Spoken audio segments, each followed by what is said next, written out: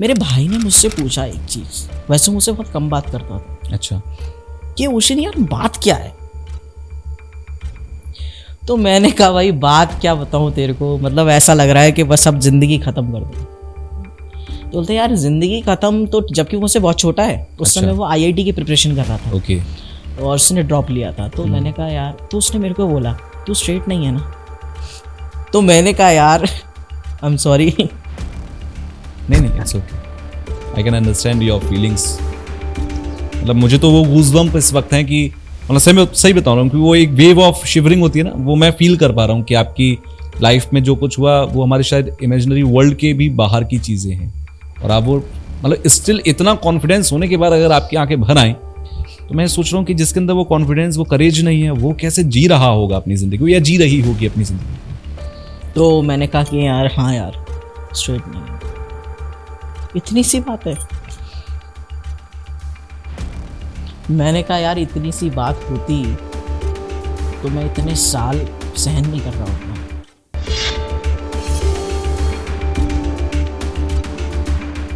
Hello hi welcome, this is Tushar Kaushik और एक बार फिर से आपका होस्ट और दोस्त आपके पसंदीदा पॉडकास्ट शो डिजिटल जॉकी में हाजिर है। और आज का जो पॉडकास्ट है उसमें आपको लगेगा कि मैंने बहुत कम सवाल पूछे हैं, आपको लगेगा कि मैंने बहुत कम बोला है, क्योंकि समटाइम्स ऐसे गेस्ट आपसे मिलते हैं, ऐसे गेस्ट आपके सामने होते हैं जिनकी बातों को सुनकर आप कहीं खो चुके होते हैं। आपको कई बार ये गिल्ट फील होता है क्योंकि आपने भी वही किया होता है जो उन्होंने सहा होता है। आज LGBTQ ग्रुप से, उस कम्युनिटी से मेरे साथ विश्वनाथ जी इस गेस्ट रूम में हैं, और यहाँ पर हम उनकी उन बातों को सुनेंगे जो उन्होंने पूरी ज़िंदगी में जी। वो पैदा हुई एक लड़की के तौर पर जिनका नाम था ओशीन, एक स्पिरिचुअल फैमिली में थे, और उसके बाद एक ऐसी जर्नी उनकी ज़िंदगी में शुरू हुई जो जर्नी आज तक चल रही है। उन्होंने खुद को कन्वर्ट किया, एक मेडिकल प्रोसेस से गुजरे, और उसके बाद उनका नाम आज विश्वनाथ झा है, और वो एक ट्रांसमैन है। यानी कि आज के पॉडकास्ट में जो कहानी आप सुनेंगे वो एक ट्रांसमैन की है। मैं सच कहूँ तो स्टोरी सुनते वक्त मुझे गूज़बम्प थे। मैं सच कहूँ तो उनकी स्टोरी सुनते वक्त मुझे कई बार ऐसा लगा कि हम लोग ज़िंदगी में शायद कई बार गलत तरीके से जज करते हैं लोगों को, और हमें उनकी फीलिंग्स का अंदाज़ा भी नहीं होता। अगर आप LGBTQ कम्युनिटी के लिए फीलिंग्स रखते हैं, या आपको लगता है एक सॉफ्ट कॉर्नर है, आपको लगता है कि नहीं एक पॉजिटिविटी है, आपको लगता है कि नहीं आपको गाली नहीं देना चाहिए कम से कम इस कम्युनिटी को, तो मैं कहता हूँ ये पूरा पॉडकास्ट आप सुनिएगा। थोड़ा लंबा होगा लेकिन आपको सुनना चाहिए और सुनकर समझना चाहिए। शायद इस ज़िंदगी में कभी, भगवान ना करे, लेकिन हो सकता है आपको अपनी पीढ़ियों में कभी या अपने आसपास कभी ये फील करना पड़े, ये देखना पड़े, ये फेस करना पड़े। तो मैं बहुत कुछ नहीं बोलूँगा क्योंकि मैं स्पीचलेस हूँ आज पूरी तरीके से उनकी बातों को सुनने के बाद, और सीधे मैं आपको लेकर चल रहा हूँ विश्वनाथ झा से मिलवाने के लिए। विश्वनाथ झा एक स्पिरिचुअल मोटिवेशन स्पीकर भी हैं, और एक न्यूमरोलॉजिस्ट भी हैं, और एक मोटिवेशनल स्पीकर भी हैं। तो चलिए सीधे उनसे मैं आपको मिलवाता हूँ।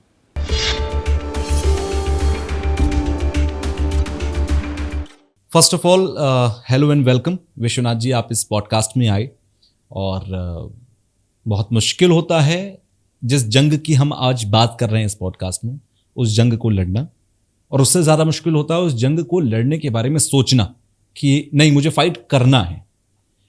ट्रांस मैन या ट्रांस विमेन, इसको लेकर सोसाइटी में बहुत कम लोग अवेयर हैं। आई थिंक मुझे लगता है कि बहुत कम लोग जानते हैं कि एक्चुअल में इसका मीन क्या है और एक्चुअल में ये किस चीज़ को डिनोट करता है। ठीक है, अभी तो आप मुझे बताना इन सारी चीज़ों के बारे में, हो सकता है मैं भी सही तरीके से नहीं जानता हूं इन चीज़ों के बारे में। जब मेरी आपसे बात हुई पॉडकास्ट से पहले और आपने मुझे अपनी जर्नी के बारे में बताया, मैं लोगों को बताना चाहता हूं कि उस वक्त जब मैं आपसे फ़ोन पर बात कर रहा था, मेरे गूज़बम्प थे कि कोई इतना फाइट कैसे कर सकता है अपनी जर्नी के लिए। और आपने मुझे बहुत अच्छी अच्छी बातें फ़ोन पर कही थी जो मुझे लगता है कि बहुत इंकरेजिंग है जो लोग अभी पॉडकास्ट सुन रहे हैं। और मैं चाहता हूं कि सबसे पहले आप मुझे बताओ कि ये आपने मुझे पहले बता रखा है कि आपका जो पहला नाम था वो ओशीन था, जो एक लड़की का नाम था, और आज आप एक ट्रांसमैन हो जिसका नाम है विश्वनाथ झा। तो ये ओशीन से विश्वनाथ झा बनने का जो सफ़र है कैसे तय हुआ? देखिए, जन्म से जब आप एक जेंडर आपको असाइन किया जाता है, जब आप पैदा होते हो तो आप फीमेल होते हो या मेल होते हो, लेकिन वो सिर्फ आपका जेंडर है। लेकिन आपकी फीलिंग क्या है ये आप जब बड़े होते हो, जब आप प्यूबर्टी एज में आते हो, तब आपको धीरे धीरे पता चलता है। अगर मैं अपनी जर्नी की बात करूं तो जब मैं 4th या 5th क्लास में था तो तब तक तो ऐसा लगता था कि मैं लड़का ही हूँ, क्योंकि मेरे बात करने का तरीका, मेरा गेम खेलने का तरीका, मैं लड़कों के साथ ही खेलता था, लड़कियों में कम बैठता था, क्योंकि लड़कियों के लिए मैं रोमांटिकली फील करता था। मतलब मुझे उनसे शाय होता था। और लेकिन मेरे बाल बड़े थे, स्कर्ट पहन के जाता था, बट अंदर से एकदम ऐसा लगता था कि मैं लड़का ही हूँ। तो वो जो जद्दोजहद होती थी मेरे अंदर कि लड़का हूँ लड़की हूँ, वो मेरे बचपन से ही मेरे अंदर शुरू हो गई थी। तो स्कूल लाइफ में, मैं स्कूल लाइफ से शुरू करूँगा, जब भी मैम मुझे लड़कियों की लाइन में बिठालती थी, मैं मैम से बोलता था मैम मैं लड़कियों की लाइन में नहीं लड़कों की लाइन में बैठूंगा। तो मैम बोलती थी क्योंकि आपको कंफर्ट फील नहीं होता था। एग्जैक्टली। तो मैम बोलती थी कि तुम लड़की हो तो लड़की की लाइन में बैठो। उस समय क्या होता था कि पहले बहुत ज़्यादा को एजुकेशन स्कूल में पढ़ा हूँ मैं, तो मतलब मैं पहले लड़कियों का अलग रो होता था, लड़कों का अलग रो होता था। तो हम लोग क्या था कि मैं लड़कों के साथ बैठ जाता था, तो मैम भी बोलती थी ये। तो ये चीज़। दूसरी चीज़, ड्रेस पहनने में समस्या आना, जैसे कि लड़कियों की स्कर्ट हुआ करती थी, लड़कों की पैंट शर्ट हुआ करती थी, तो मुझे स्कर्ट पहनने में बहुत ज़्यादा ऑकवर्डनेस फील होता था। मुझे बहुत शर्म आती थी कि मतलब लड़कियों की तरह मुझे डील किया जा रहा है, और फिर कहाँ जा रही है, क्या खा रही है, क्या कर रही है, ये शब्द मुझे हमेशा बचपन से ही चुभ रहे हैं जब आपको फीमेल बताया जाता था। एग्जैक्टली। थोड़ा बड़ा हुआ, अपने 8th और 9th स्टैंडर्ड में जब मैं आया तो मुझे ये फील होने लगा कि तुषार जी कि मैं स्ट्रेट नहीं हूँ, जिसको हम आज सोसाइटी में एक भाषा होती है स्ट्रेट या हेटेरोसेक्सुअल बोलते हैं जिनको, मैं वो नहीं हूँ। This is I think sexuality identity. Yes, जैसे हेटेरोसेक्सुअल में एक महिला पुरुष के प्रति आकर्षित होती है, एक पुरुष महिला के प्रति आकर्षित होता है, उससे हम हेटेरोसेक्सुअल बोलते हैं। तो मुझे ऐसा लगता था कि मैं स्ट्रेट नहीं हूँ, बट इतनी नॉलेज थी नहीं कि एक्चुअल में मेरे साथ हो क्या रहा है। तो मुझे ऐसा लगता था कहीं मैं गलत रास्ते पर तो नहीं जा रहा, क्योंकि उस वक्त सेक्शन 377 लीगल नहीं था। उस समय जब हम न्यूज चैनल खोलते थे, क्योंकि कोई आइडेंटिटी नहीं थी, तो उस समय जब न्यूज चैनल खोलते थे तो ऐसी ऐसी न्यूज आती थी, बेटा गे, बेटी लेस्बियन, ये क्या हो रहा है, और वो रात में सनसनी आती थी। तो मेरे को ऐसा लगता था कि मैं भी देखता था, तो मुझे ऐसा लगता था यार कहीं मेरे साथ कोई बीमारी तो नहीं है, कहीं मैं गलत फील तो नहीं कर रहा हूँ, कि मैं अपने शरीर में ही सही फील नहीं कर रहा हूँ, मुझे फीमेल बॉडी पसंद नहीं है, मुझे लड़कियाँ पसंद आ रही हैं। धीरे धीरे मुझे ऐसा लगा कि मुझे इसके बारे में और जानना चाहिए, लेकिन कोई ऐसा व्यक्ति नहीं था जिससे मैं जानकारी ले सकूं। उस समय नेट भी नहीं हुआ करते थे, फ़ोन भी नहीं थे, बट साइबर कैफे हुआ करते थे। तो मेरा एक फ्रेंड था, वो मुझे 10th क्लास में मिला, और फॉर्चुनेटली वो भी कम्युनिटी से था, वो गे था। तो ये बात उसे पता थी, क्योंकि देखिए वो कहीं और से आया था हमारे स्कूल में, तो उसकी एजुकेशन थोड़ी अच्छी थी, मैं इतना पढ़ता नहीं था, मैं बहुत एवरेज स्टूडेंट था, मतलब मेरे मार्क्स भी बहुत कम आया करते थे। फिर मैंने उससे ये बात शेयर की कि मैंने यार भाई यार मेरे साथ ऐसा होता है कि मैं अपनी बॉडी में अच्छा फील नहीं कर पा रहा हूँ। बोलते क्या होता क्या एग्जैक्टली? मैंने कहा यार जब से प्यूबर्टी एज आई है यार, तब से ऐसा लगता है कि मेरे को दाढ़ी मूंछें आनी चाहिए, मेरी मेंटल कंडीशनिंग ऐसी, लेकिन मेरे ब्रेस्ट में डेवलपमेंट हो रहा है और मुझे ऐसा लगता है मेरा पेनिस ग्रो होना चाहिए। तो वो तो बोलता है कि ऐसा तुझे लगता है? मैंने कहा बिल्कुल लगता है, मैं ये सोचता हूँ कि बड़े होके मेरी बारात जाएगी ऐसा नहीं सोचता कि मेरी डोली जाएगी। मतलब ये मेरी कंडीशनिंग ऐसी हो रही है। तो वो कहता था कि देखो ये कुछ भी गलत बात नहीं है उसी, ये जेंडर आइडेंटिटी और सेक्सुअलिटी की बात है। फिर उसने मुझसे पूछा तुझे अट्रैक्शन किस में होता है, लड़कों में या लड़कियों में? तो मैंने कहा यार मुझे लड़कियां बहुत पसंद आती हैं, मतलब मुझे बहुत रोमांटिकली, मतलब मुझे अपने उस समय बायो टीचर से बहुत प्यार हो गया था। तो मतलब वो कहता था यार तभी तुझे बायो टीचर बहुत पसंद है। तो उस समय फिर उसने मुझको एक बात बोला कि तुझे मालूम है LGBTQIA+ एक कम्युनिटी होती है जिसमें 76+ सेक्सुअलिटीज आती हैं। जिसके बारे में आप अगर गूगल भी करेंगे तो आई थिंक 70 to 76 अभी हैं इतनी। तो आप ये सोचिए, जब मैंने ये सुना तो मैं शॉक्ड हो गया कि फीमेल और मेल के अलावा भी इतनी सेक्सुअलिटीज हैं। ये मतलब आप किसी भी तरीके का प्रेफरेंस ले सकते हो अपनी लाइफ में, कैसे भी जी सकते हो। तब उसने मुझे बताया इस बारे में। फिर उस वक्त मुझे 30 रुपीज़ पॉकेट मनी मिला करती थी, तो मैं अपनी पूरी 30 रुपीज़ की पॉकेट मनी साइबर कैफे में जाकर सर्फिंग करता था। What is LGBTQIA+ community, what is all about, why I am attracted to a same sex. तब मुझे ये निकल के आया कि बॉस तुम कुछ गलत नहीं हो, ये बिल्कुल नेचुरल है। मैं एक सेकंड के लिए आपको रोक रहा हूँ। जी इस एज तक, इस पॉइंट ऑफ टाइम तक आपकी फैमिली में आपके मदर फादर, आपके जो भी सिबलिंग्स होंगे, उनको इस बात का आइडिया था? देखिए बिल्कुल भी नहीं, क्योंकि मैं सच बोलूं मैं बहुत ग्रामीण क्षेत्र से बिलोंग करता हूं। मैं बहुत मतलब मेरे पिताजी बहुत ग्रामीण क्षेत्र से आते हैं, मैं ग्वालियर से छोटे शहर से हूं, तो वहां पे तो इंटरकास्ट मैरिज भी एक टैबू है। एग्जैक्टली। तो सेम सेक्स तो दूर की बात है, और कोई उस अपने समय पर बहुत मुश्किल था। उस समय तो कोई अपने बच्चे पे शक ही नहीं कर सकता कि ये लेस्बियन है, गे है या ट्रांस है। ऐसा हो भी सकता है। ऐसा हो भी सकता है, क्योंकि उस वक्त कुछ ऐसा था ही नहीं। इवन मूवीज भी नहीं बनती थी, आर्टिकल्स भी नहीं आते थे, न्यूज़पेपर। ये क्रिमिनल के तौर पे हमें एग्जैक्टली बताया ट्रीट किया जाता था। एग्जैक्टली। तो सच कहूं तो हम क्रिमिनली पैदा हुए थे। तो बॉर्न क्रिमिनल। यस। तो कुछ नहीं, फिर धीरे धीरे मैं LGBT कम्युनिटी के बारे में पढ़ा, उसने मुझे बताया, फिर मुझे ये आश्वस्त हुआ कि कहीं ना कहीं मैं लेस्बियन हूँ। उसने मुझे बोला तू लेस्बियन है। ठीक है भाई, अब ये पता चल गया कि मैं लेस्बियन हूँ। 1 साल निकल गया, फिर मैंने लेस्बियन के बारे में और ज़्यादा पढ़ा, लेकिन बॉस लेस्बियन नहीं था मैं। मुझे ऐसा लगा कि लेस्बियन तो वो होती हैं जिन्हें अपनी बॉडी पसंद है, बट मुझे तो अपनी बॉडी ही पसंद नहीं है ना। मैं तो फीमेल बॉडी में फील ही नहीं करता। Minor difference between lesbian and जो यहाँ मैं क्लियर करना चाहूँगा सोसाइटी को, कि लोग लेस्बियन को ट्रांसमैन समझ लेते हैं और ट्रांसमैन को लेस्बियन, जबकि ऐसा बिल्कुल भी नहीं है। उनमें ज़मीन और आसमान का फ़र्क है। लेस्बियन सेम सेक्स में अट्रैक्टेड होती हैं, और ट्रांसमैन भी हेटेरोसेक्सुअल और होमोसेक्सुअल होते हैं दोनों, लेकिन ट्रांसमैन अपनी बॉडी को सर्जरी से चेंज कराते हैं, लेस्बियन नहीं कराती। वो जैसी हैं वो वैसी ही रहेंगी, चाहे वो टॉमबॉयज हो या फेमिनाइन हो। बिल्कुल। हम मैस्कुलिन रहना चाहते हैं, हमें आदमी बनना है, मर्द बनना है, क्योंकि हम अंदर से वैसा फील करते हैं। हम बड़े हुए 12th क्लास में, फर्स्ट ईयर तक मुझे पता चल गया था कि बॉस मुझे टर्म नहीं पता था कि मैं ट्रांसमैन हूँ, बट मुझे ये पता था कि मुझे अपना सेक्स चेंज करना पड़ेगा आगे जाके, बिकॉज मैं वैसा फील नहीं करता हूँ।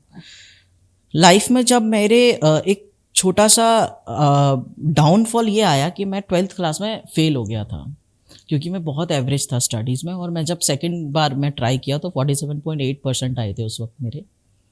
तो घर में कुछ लोग ऐसे भी होते थे जो हमेशा जज किया करते थे। पहले बच्चों को मार्क्स से बहुत जज किया जाता था, बहुत, कि तुम्हारे मार्क्स कम आए हैं तो तुम बड़ा आदमी नहीं बन पाओगे। पेरेंट्स आपस में बात करते थे कि अरे तुम्हारा बच्चा इतने कम मार्क्स लाया, हमारा वाला देखो इतना लाया है।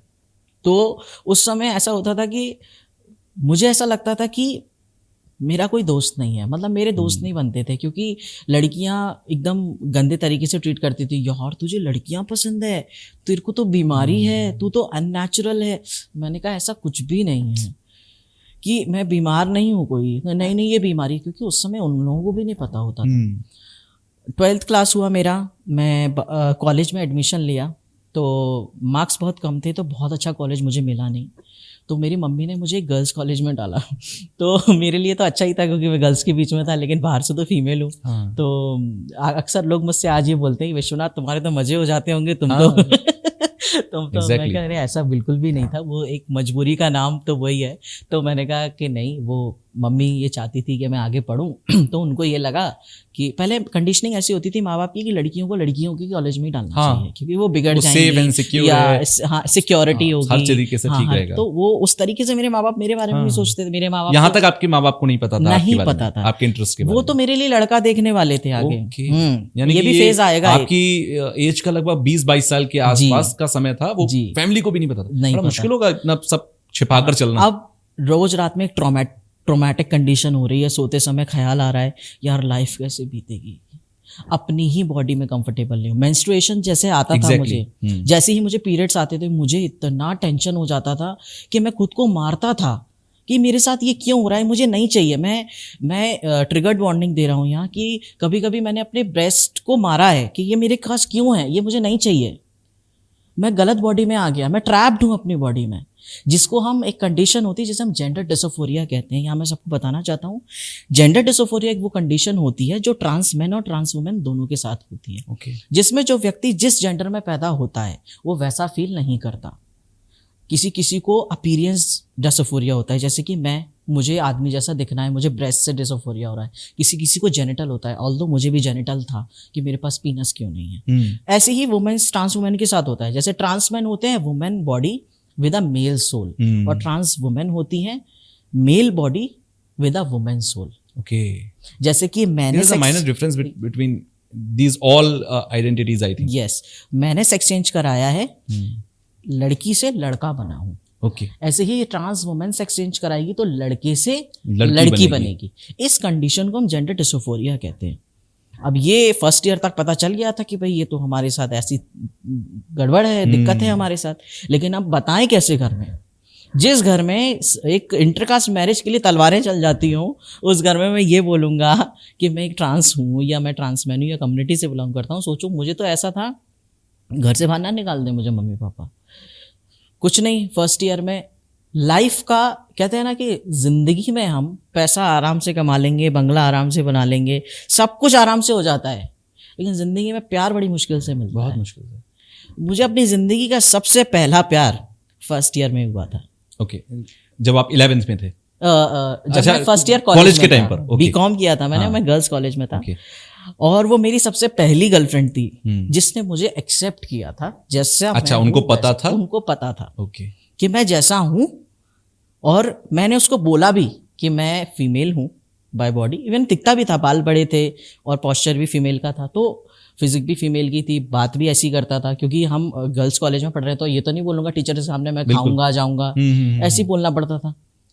तो वो मेरे लाइफ का सबसे, आज तक क्या, वो तो लाइफ में सबको अपना पहला प्यार याद होता है। बिल्कुल। तो वहाँ से मैंने अपनी लव की जर्नी स्टार्ट की और मेरे को उनसे प्यार हुआ। उसके बाद लाइफ में बहुत अप्स एंड डाउन शुरू हो गए, क्योंकि सत्य कभी छुपता नहीं है, सूर्य चंद्र और सत्य कभी नहीं छुपता। कॉलेज में धीरे धीरे ये पता चलने लगा कि ये बंदा स्ट्रेट नहीं है, मतलब मैं स्ट्रेट नहीं हूँ। ओके। और उसका हुआ बनाना शुरू किया, टैबू बनाना शुरू किया। अब मैं यहाँ से एजुकेशन पॉइंट ऑफ व्यू से बात करूंगा। सबसे बड़ी चीज़, इंडिया में सेक्स एजुकेशन को हुआ माना जाता है। हमारे यहाँ सेक्सुअल ओरिएंटेशन, जेंडर आइडेंटिटी के बारे में किसी बच्चे को पढ़ाया नहीं जाता, जो कि पढ़ाना बहुत ज़रूरी है। हमारे यहाँ सबसे ज़्यादा सेक्सुअल अब्यूज़ बच्चों के होते हैं। उनको पता ही नहीं गुड टच बैड टच क्या है। हाँ। उनको ये नहीं पता कि वो अपनी बॉडी में क्या फील कर रहे हैं। काश मुझे भी सेक्सुअलिटी के बारे में पता होता, या जेंडर आइडेंटिटी के बारे में पता होता, या मेरी भी सेक्स एजुकेशन की क्लास लगती, तो शायद मैं इतना नहीं सहन करता। बहुत सारी फैमिलीज तो इस पर बात भी नहीं करना चाहती हैं। अगर टीवी पर अगर कुछ ऐसा आ भी गया कंटेंट, तो उसको तुरंत बदल देते हैं या इधर उधर कोई देखना शुरू कर देगा। बहुत मुश्किल होता है। आप ये सोचिए कि पहले जब हम मुझे यहाँ जहाँ तक ध्यान है, जब मैं स्कूल टाइम या कॉलेज में था, तो कॉन्ट्रासेप्टिव पिल्स और कॉन्डम्स के ऐड भी 10 बजे के बाद आते थे, जब बच्चे सो जाया करते थे, क्योंकि इंडिया में उस चीज़ को बहुत टैबू माना गया है ना, सेक्स एजुकेशन को टैबू माना गया है। तो ये उस समय चीज़ें बहुत बढ़ गई थी कॉलेज में। अब मैं यहाँ पे एक बात कहना चाहूँगा कि जब कॉलेज में टीचर्स को पता चला कि मेरे साथ ऐसा है, जबकि गर्ल्स कॉलेज में बहुत सारी लड़कियां कम्युनिटी से थी, लेकिन कहते हैं ना कि जिगरा जिसमें होता है वही सामने निकल के बात सही बात है। मैंने एनसीसी भी ज्वाइन किया। एनसीसी में भी सबको पता चल गया कि भाई ऐसा ऐसा इसके साथ है, तो मुझे उससे ब्लैकमेल किया जाने लगा। ये बात तो मैंने आज तक किसी से नहीं बोली, क्योंकि मुझे लगता है कि मैं नहीं चाहता कि पुरानी चीज़ों को मैं सामने आज रखूं, लेकिन मैं ये वाक्य इसलिए बताना चाहता हूँ कि किसी के साथ ऐसा कभी हो ना। तो जो हमारे टीचर्स होते थे, वो उनमें से कुछ ऐसे मेल टीचर्स होते थे जो जब भी मुझे अकेला पाते थे क्लास में, या मुझे बुला के पूछते थे, जिनको पता चलता था कि ओशन तुम्हें लड़कों से अट्रैक्शन नहीं होता, तुमने कभी लड़कों को छुआ नहीं है। लड़कियां ऐसे बोलती थी, तूने कभी सेक्स नहीं किया क्या लड़के के साथ, कितना मजा आता है यार। तो मैं बोलता था, जब मुझे फील ही नहीं होता तो मैं किसी के साथ फिजिकल क्यों हूँ। It is all about feeling, I think. Exactly. मुझे लड़की के साथ फील होता है। फिर वही स्टूपिड क्वेश्चंस, हाउ, दो लड़कियां कैसे सेक्स करती हैं, दो लड़के कैसे सेक्स, जो आज तक लोग पूछते हैं। अगर कोई भी वीडियो आ जाए रील्स पे तो नीचे लिख रहा है, अरे करते कैसे हो। हाँ। और गंदे गंदे कमेंट्स करते हैं।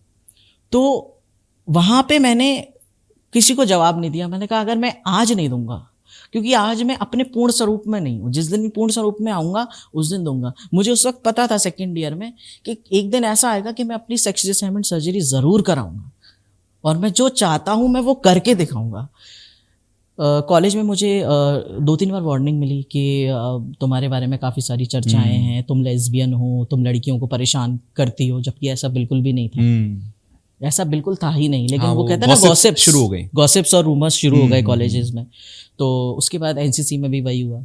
बट एक टाइम ऐसा आया कि जब जिससे मैं प्यार करता था, जब वहां से मुझे क्रिटिसिज्म मिलने लगी तो मुझे बहुत बुरा लगा है, क्योंकि क्या होता है ना, जब इंसान प्यार करता है ना, और जहाँ ट्रू लव होता है, मैं एक स्पिरिचुअल पर्सन हूँ, ओके, मैं स्पिरिचुअल मोटिवेशनल स्पीकर हूँ, और मैं बिलीव करता हूँ, मैं फिजिकल रिलेशनशिप से ज़्यादा स्पिरिचुअल लव में बिलीव करता हूँ।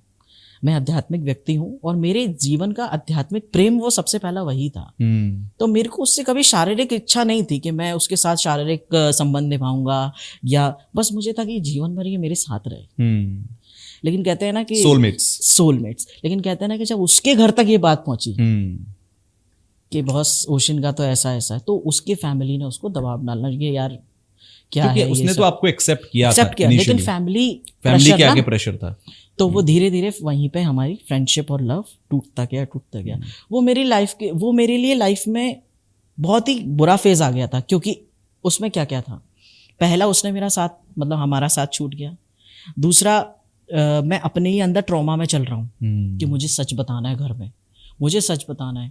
दूसरी चीज़, ग्रेजुएशन करने के बाद मैं आध्यात्मिक स्टडीज़ के लिए, मतलब स्पिरिचुअल स्टडीज़ के लिए मैं वृंदावन गया था। अच्छा। और वहाँ पे मैंने श्रीमद् भागवत कथा का स्मरण किया, याद किया, और वहाँ पे, क्योंकि मैं ये चाहता था, क्योंकि मैं इसी फील्ड में आगे बढ़ना चाहता था, स्पिरिचुअलिटी में आप जाना चाहते थे। हाँ, क्योंकि मेरे पिताजी बहुत आध्यात्मिक हैं और वो हमेशा चाहते थे।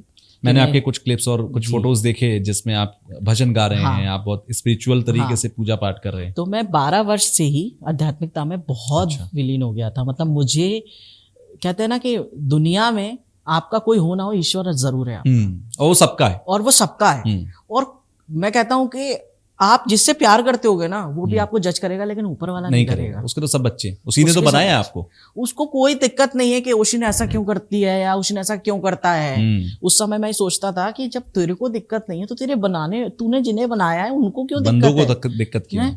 तो मैं उससे पूछता था कि भाई मैं क्या कुछ गलत हूँ क्या मैंने कुछ गलत पाप किया है?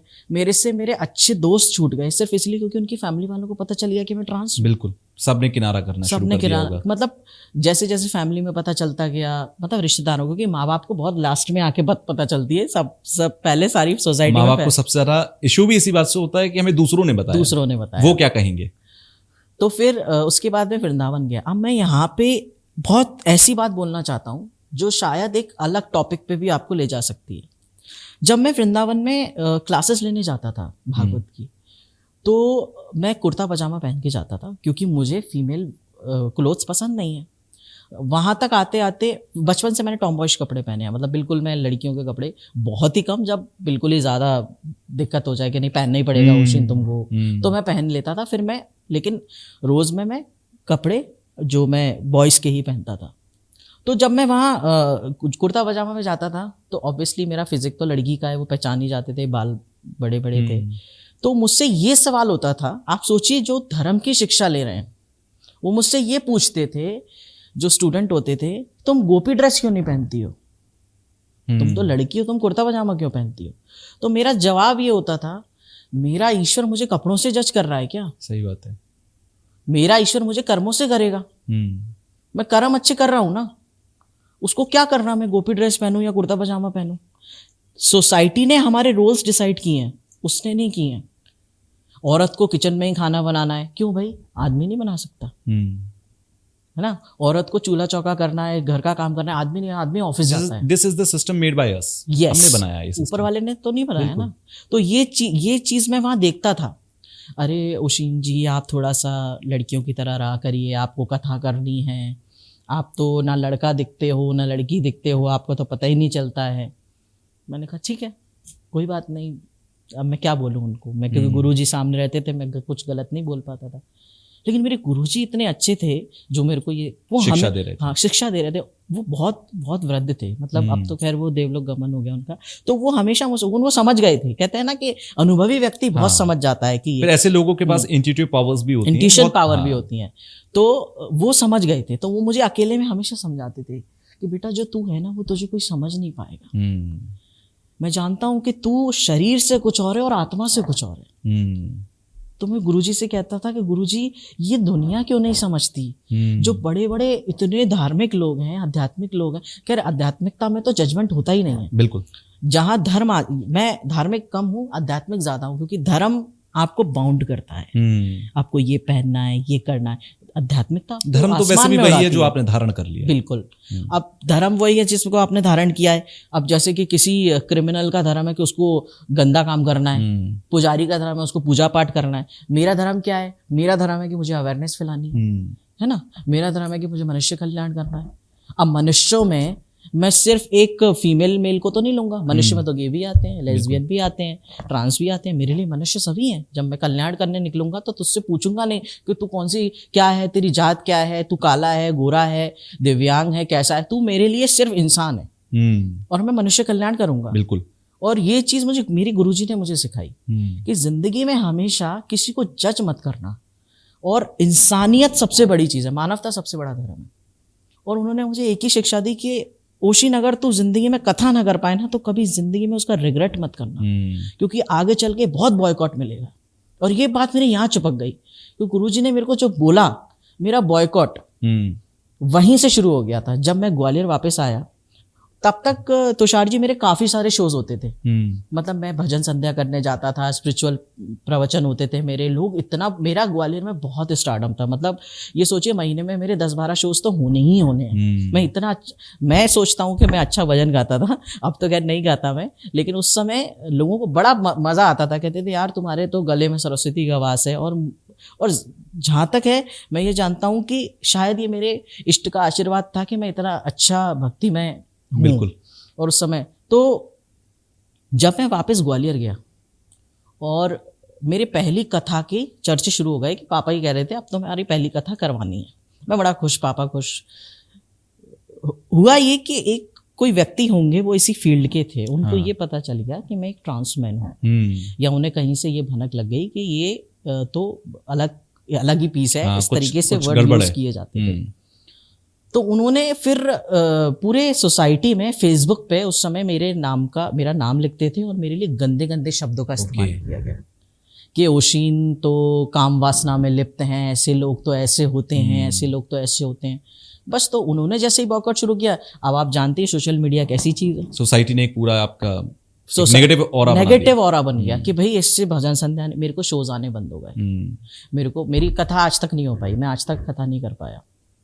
मैं डिप्रेशन में चला गया। अब पापा को तो नहीं पता कि उसने किस वजह से इतना प्रॉब्लम क्रिएट किया। अब मैं ऑर्डर गया, मैंने कहा बॉस अब तो अत हो गई है। आपकी वही कंडीशन जो बच्चे की होती है कि पापा को पता लग गया। पापा को पता लग गया, पापा घर शाम को आएंगे, अब पापा मेरे को घर से बाहर निकाल देंगे। और अब पापा मम्मी अलग है कि भाई लड़की की शादी करनी है। अच्छा, अब तक उनको अंदाजा नहीं है। वो लड़के देख रहे हैं।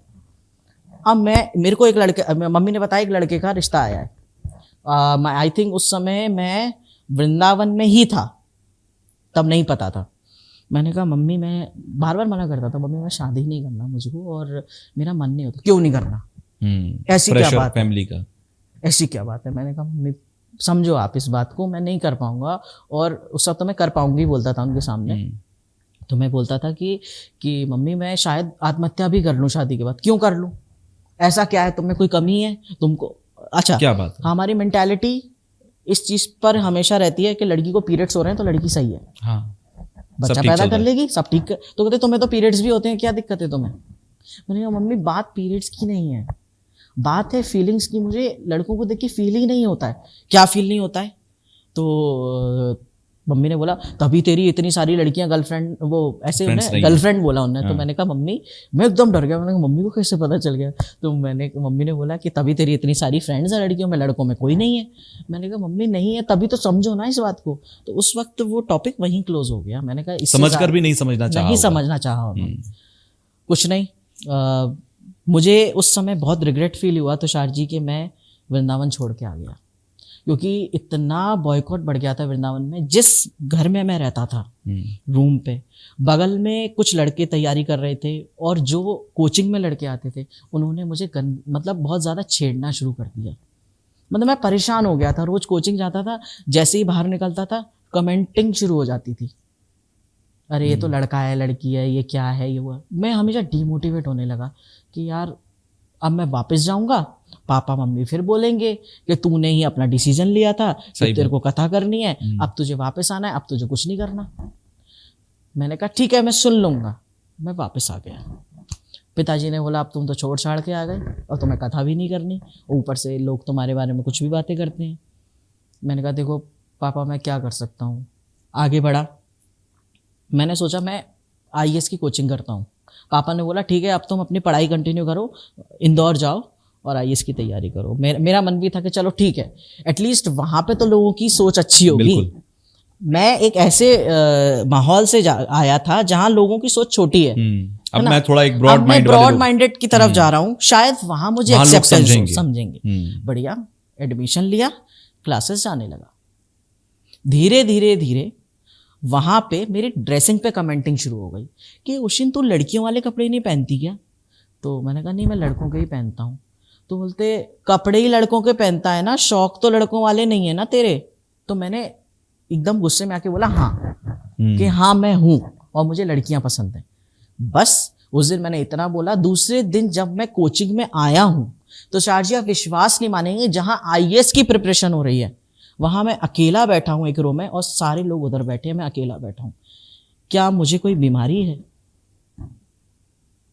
कोई इन्फेक्शन नहीं जो कोई दूसरों को लग इन्फेक्शन जाए? है जो दूसरों को लग जाएगा। लोगों की धारणा ये है कि अगर हमारा बच्चा गे के साथ रहेगा तो गे बन जाएगा, लेस्बियन के साथ रहेगा तो लेस्बियन बन जाएगा, ट्रांसजेंडर के साथ रहेगा तो ट्रांसजेंडर बन जाएगा। मैं उनको एक बात कहना चाहता हूँ, आपका बच्चा जब पढ़ता नहीं आप टॉपर के साथ बिठालते हो, क्या टॉप करने लगता है क्या? नहीं ना। सही बात। उसकी कैपेसिटी उतना ही तो पढ़ता है वो, जितनी यूटिलिटी उतनी तो इस्तेमाल करता है। फिर आप कैसे कह सकते हो मेरे माँ बाप तो हेटेरोसेक्सुअल है, एक ट्रांसजेंडर बच्चे के साथ रह के वो तो ट्रांसजेंडर नहीं बने? सही बात है। ये मानसिकता कहाँ से आती है? क्योंकि ये तो एक मेडिकल कंडीशन है, ये एक बाय बॉर्न आपको मिली हुई एक आइडेंटिटी है, आपकी फीलिंग्स हैं। एग्जैक्टली। ये ट्रांसफर नहीं हो सकती। लोगों को लगता है लोग शौक में सेक्स चेंज को आप करा लो या ये करा ले या दुनिया मैंने सुना है इट्स मच पेनफुल। ये प्रोसीजर मैं आपसे पूछूंगा, अभी आऊंगा इस पॉइंट पर। मैं इस पे भी आऊंगा जी। लोगों को लगता है अरे ये तो शौक में किन्नर बन गया, ये तो शौक में आदमी बन गया, औरत बन गया। नहीं बॉस, आपके इतना कट भी लग जाता है ना, आपको रोना आ जाता है। उससे पूछो जो अपना जेनिटल चेंज कराता है, जिसको 40 दिन चलने में उठने में दिक्कत होती है, पेशाब करने में दिक्कत होती है। I agree. क्यों? क्योंकि वो ऐसी जिंदगी नहीं जीना चाहता, वो इसमें मरना नहीं चाहता। वो जितना पेन उसमें महसूस करेगा उससे ज्यादा शायद पूरी लाइफ में महसूस करेगा। उसको लगता है एक बार जिंदगी में एक बार दर्द झेलूंगा, लेकिन जिंदगी जब मरूंगा ना उस शरीर में मरूंगा जिसकी मैं चाहत रखता था। मैं आया बन के लड़की था, जाऊंगा लड़का बन के। बर्थ सर्टिफिकेट में ओशिन झा लिखा था, फीमेल लिखा था। डेथ सर्टिफिकेट में विश्वनाथ मैथिल और मेल लिखा होगा। ये मेरी सबसे बड़ी उपलब्धि होगी जीवन की, और ये सिर्फ आध्यात्मिकता से आती है। बॉस, आध्यात्मिक जब आप हो ना, आप जिंदगी में कुछ भी कर सकते हो। मैं आपकी विल में जो आपका कॉन्फिडेंस देख और समझ पा रहा हूँ, मतलब बहुत रेयर है वो। ऐसे जो लोग होंगे, आई थिंक उसमें से 1% ऐसे होंगे जिनके अंदर ये कॉन्फिडेंस आता होगा। ये तो सब इष्ट की कृपा है। मैं तो जानता हूँ, मैं नहीं कहता कि खुदा है, वाहिगुरु है, जीसस है, राम है, कृष्ण है। मैं ये नाम नहीं जानता। मैं जानता हूँ दुनिया में एक सकारात्मक ऊर्जा है जो हम सबको चला रही है। ये नाम तो मैंने तुमने डिसाइड कर लिए है ना। वो तो ऊपर है, कहीं भी है, ऊपर है, इधर है, उधर है। मैं कह रहा हूँ यहाँ बैठा है, कण कण में ईश्वर का वास है। सही बात है। कोई कहते कि मंदिर में ही भगवान है, तो मैं मानता हूँ मंदिर में नहीं, हर जगह भगवान है। इंसान में भगवान है। इंसान में भगवान है। जिस दिन तुम मान लो कि इंसान में भगवान है, उस दिन तुम किसी इंसान का बुरा नहीं करोगे। सही बात है। उसको स्वीकृति दोगे, उसको प्रेम दोगे। IAS की कोचिंग से जब इतना बॉयकॉट शुरू हुआ, मैं आज, वो भी मेरा फेल्यूर, फर्स्ट फेल्यूर के मैं कथा नहीं कर पाया, मेरी लाइफ का दूसरा फेल्यूर बता रहा हूँ। मेरा प्री निकल गया, मेंस निकल गया। आपने दोनों क्लियर फर्स्ट अटेम्प्ट में। Okay. मैं चाहता तो आज एक बहुत बड़ी पोस्ट पे होता, लेकिन ट्रॉमेटिक कंडीशन इतनी हो गई कि गर्ल्स हॉस्टल में मेरे को बाहर निकालने की धमकी मिल गई। अच्छा। लड़कियों को डर लगने लगा, हम उसके कमरे में नहीं जाएंगे, उसको लड़कियों से अट्रैक्शन है कुछ। क्या मैं रेप कर दूंगा आपका? लड़कियां मेरे साथ रूम शेयर नहीं करती थी। सोचिए आप किस हद तक का डिस्क्रिमिनेशन है। इंसान अपनी हीन भावना के शिकार हो रहा है, मैंने उस दिन, जिस दिन मुझे मेरे कोचिंग में ये कहा गया कि आपका अलग से बैच लगेगा, उस दिन मैं घर आया हूं और मैंने पहला सुसाइड अटेम्प्ट किया है कि मैं अब करूं क्या। पहला सपना टूटा कि कथा नहीं कर पाया। दूसरा सपना टूटा कि एक फर्स्ट क्लास ऑफिसर नहीं बन पाया, जबकि मेरे मार्क्स कम थे लेकिन मेरे अंदर दिमाग ज्यादा है। मैंने एग्जाम निकाल लिया, है ना। उसके बावजूद भी जब मेरी डेट आ गई इंटरव्यू की, और मैं इंटरव्यू देने ही नहीं गया, क्योंकि मेरे अंदर पता है एक सोच आ गई कि जब आईएएस की कोचिंग में जहां हमारे प्रशासनिक अधिकारी बन रहे हैं, उनकी सोच हमारे लिए इतनी गंदी है कि ये लेस्बियन है, ये गे है, ये ट्रांस है। खैर अब तो बहुत अवेयरनेस हो गई। हाँ, तो शायद जी बहुत बदलाव आया है। अब बहुत बदलाव आया है। और मैं सच में कहता हूँ कि यूपीएससी या एमपीपीएससी या कोई भी गवर्नमेंट एग्जाम हो, अब तो खैर ट्रांसजेंडर्स को वैल्यू मिल रही है, रिस्पेक्ट मिल रही है। That is a very great thing कि लोग अब इज्जत करते हैं। लोग इतने होमोफोबिक नहीं है जितने पहले थे। जब मैं आईएएस की प्रिपरेशन कर रहा था, मुझे हॉस्टल से निकाल दिया। मेरे पापा को कॉल किया कि लेकिन उस मतलब इतनी कृपा कर दी उसने, हॉस्टल वार्डन ने, कि उसने ये नहीं बताया कि ये लेस्बियन वगैरह है। मैंने मना कर दिया था, प्लीज़ आप ये मत बोलना, मैं यहाँ से जा रहा हूँ। मैं वापस घर आ गया। फिर सुनने को मिला तुम्हारी ज़िंदगी में कुछ करना ही नहीं है। मैं कैसे बताऊँ कि मैं किस सिचुएशन में जी रहा हूँ।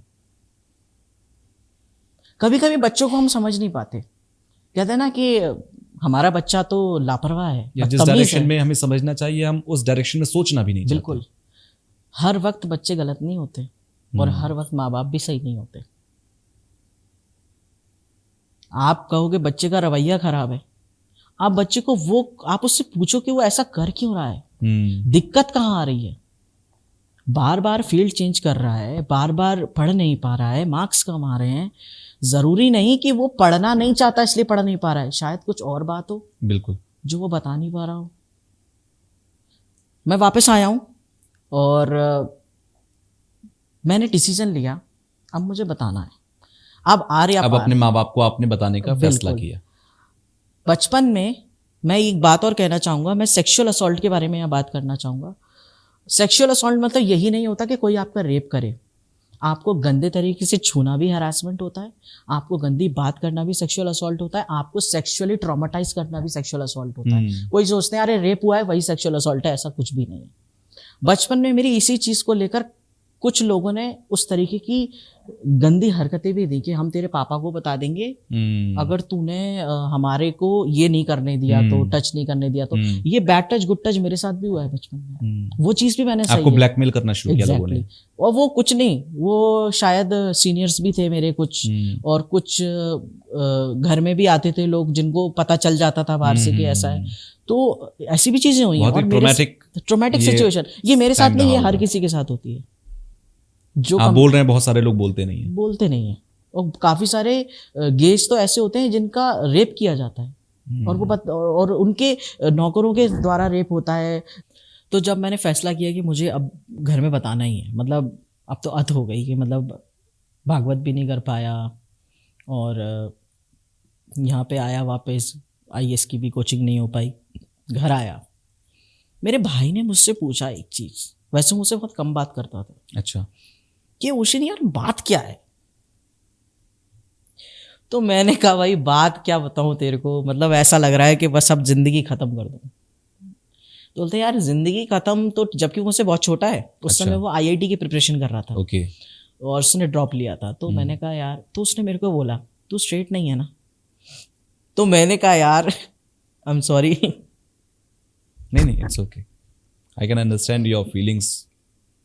मतलब मुझे तो वो गूज़बम्प इस वक्त हैं कि मतलब सही बता रहा हूँ कि वो एक वेव ऑफ शिवरिंग होती है ना, वो मैं फील कर पा रहा हूँ कि आपकी लाइफ में जो कुछ हुआ वो हमारे शायद इमेजिनरी वर्ल्ड के भी बाहर की चीज़ें हैं।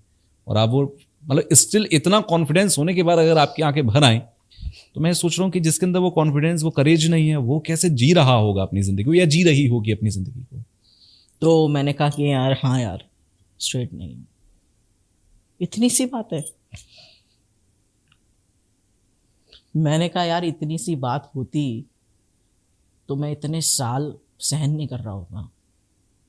फिर उसने मेरे को बोला चल कोई नहीं, इसका हम सॉल्यूशन निकालेंगे जल्दी। मैंने कहा जल्दी निकाल, नहीं तो पापा मम्मी मेरी शादी करवा देंगे लड़के से। बोलते वो नहीं करवाएंगे। मैंने उसको बताया कि मुझे ट्रांसमैन टर्म नहीं पता था, तो मैंने उसको बोला यार मैं लेस्बियन नहीं हूँ, लेकिन मुझे अपनी बॉडी में अच्छा नहीं लगता। तो उसने बोला कि इट्स अ ट्रांस, मतलब मीन्स यू वांट कि आप फीमेल से मेल होना चाहती हो। उसने ऐसा बोला। मैंने कहा शायद ऐसा ही है, शायद क्या मैंने ऐसा ही है, कंफर्म है। तो उसने बोला ठीक है, एक काम करते हैं, तुम आगे की पढ़ाई करो, तुम जो करना है वो करो। मैंने फिर 2016 में मैंने अपने मॉम डैड को बताया। मेरी लाइफ में एक और सेकंड लव आया मेरी लाइफ में। उन्होंने मतलब बोला कि आपको बताना ही पड़ेगा। तो मैंने कहा ठीक है। थोड़ी कहते हैं ना, मैं अकेला था तो हिम्मत नहीं थी, लेकिन जब दूसरा व्यक्ति आया साथ में उसने हिम्मत दी। दिस इज द टाइम जब आपको सपोर्ट मिलना शुरू हुआ। Exactly. कहते हैं डूबते को तिनके का सहारा। जब क्योंकि- पूरी जिंदगी आपको एक किनारे किया गया, अब आपको सपोर्ट मिलना शुरू हुआ। उन्होंने कहा कि बताओ, जो होगा देखी जाएगी। जब ईश्वर ने इतनी पॉजिटिविटी आज तक दी है लड़ने की, तो आगे भी देगा, है ना। तो मैंने कहा, और मैं ईश्वर में बहुत विश्वास करता हूँ। मैंने कहा कि ठीक है, मैं आज बताता हूँ। मैं घर गया और मैंने कहा अगर मेरे माँ बाप ने मुझे एक्सेप्ट नहीं किया तो मैं अपना देह त्याग दूंगा। क्योंकि जो मैं ईश्वर को मानता हूँ, मैं सोचता हूँ जहाँ माँ बाप की खुशी नहीं है ना, और जहाँ आप माँ बाप का दिल दुख रहा है, वहाँ मैं पीछे हट जाऊँगा। मैं ये सोचूंगा कि वो कभी नहीं चाहेंगे कि मैं सेक्स रीअसाइनमेंट सर्जरी कराऊँ, तो मैं इससे बेहतर है कि मैं देह त्याग दूँ। सबसे पहले तो वो एक्सेप्ट कर लें, ये सबसे बड़ी बात सबसे होगी। बड़ी बात है। मैंने फिर मम्मी को बताया पूरा एक A to Z कि मम्मी ऐसा ऐसा है और मैं स्ट्रेट नहीं हूँ। मेरी मम्मी ने LLB किया है, ओके। तो वो एडवोकेसी भी कुछ टाइम तक उनने की थी। तो वो समझती हैं इन सारी चीजों को। तो उस वक्त था 2016 एंड आई थिंक 2018 में सेक्शन 377 लीगल हुआ है, आई थिंक। यही टाइम था। हाँ। उससे पहले 2014 में नालसा जजमेंट आया था, जिसमें हमारे यहाँ 2 कॉलम आते थे, मेल और फीमेल। तब हम सेंसस में भी नहीं थे ट्रांसजेंडर, बिल्कुल कोई आइडेंटिटी नहीं थी। तो नालसा जजमेंट ने हमें ये अधिकार दिया कि हम तृतीय जेंडर के नाम से ट्रांसजेंडर, जिसको हम ट्रांसजेंडर कहते हैं। अब आप कोई भी फॉर्म भरेंगे तो मेल, फीमेल, अदर्स या ट्रांसजेंडर्स आएगा। एग्जैक्टली। ये हमें प्राथमिकता 2014 में मिली। दूसरी प्राथमिकता हमें ये मिली कि कोई भी व्यक्ति जो अपने आप को ट्रांसमैन या ट्रांसवुमन आइडेंटिफाई करता है, उसको जरूरी नहीं है कि उसको सर्जरी करानी है, उसको वैसे ही मान्यता दी जाएगी। वो डिक्लेरेशन दे सकता है और वैसे ही उसको ट्रीट किया जाएगा और उसको उसके बेनिफिट भी दिए जाएंगे। उसके लिए उसको अपना TG कार्ड बनवाना पड़ेगा, जिसको हम ट्रांसजेंडर कार्ड बोलते हैं। ये एक फैसला 2014 में आ गया था। कुछ नहीं, फिर 2016 में मैंने डिसाइड किया मुझे बताना है। उस वक्त मुझे नालसा के बारे में कुछ नहीं पता था।